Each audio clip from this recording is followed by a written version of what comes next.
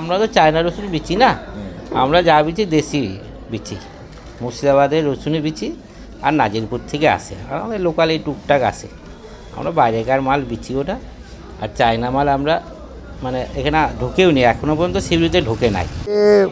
China রসুন আমদানি হয় বলেই এখানে রেড মারতে এসেছিলো, সেটা কিন্তু সম্পূর্ণ মিথ্যা। এখানে চায়না রসুন কোনোদিনই দেখিনি।